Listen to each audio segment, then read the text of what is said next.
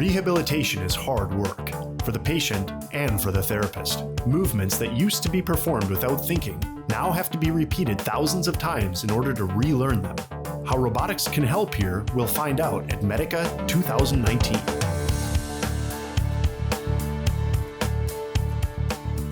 Our robot is doing massage by using a 3D body model. Our physiotherapist has designed the massage protocol on the 3D body model. Then, once the user is laying on the table, we get his morphology from the 3D scanner and we adapt the massage to his own morphology. So the advantage is that you can press very long and very heavy load on people if they want to, because they can control the pressure by themselves with the remote control. You can also shake the body for a long time.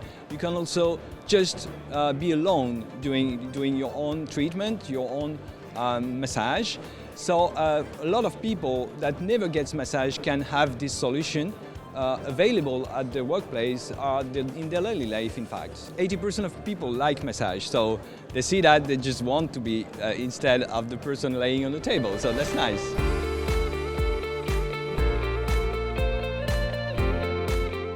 Robots can support healthcare staff in their work. For example, in rehabilitation, they can provide activation functions, mobilize patients, but also on the care side, where they can, for example, transport articles to reduce the workload of the staff, or even provide physical support. In the future, I see huge potential for mobile robots that are able to transport things, to reduce the workload of healthcare staff, to guide people, to provide simple service functions directly for the patients.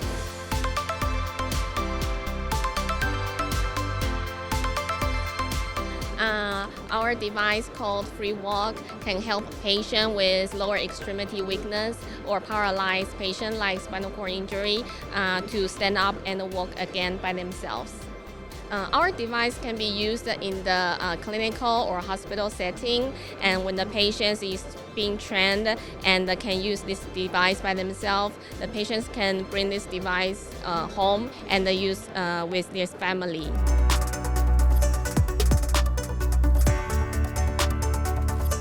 So the main difference between exoskeletons, they first of all look all the same somehow, but you can quite easily differentiate them between mobility systems and therapeutic systems. Ours, the ExoNR, is a therapeutic system conceived or designed for all kind of neurorehabilitation indications like stroke, MS, TBI, but for sure also spinal cord injury.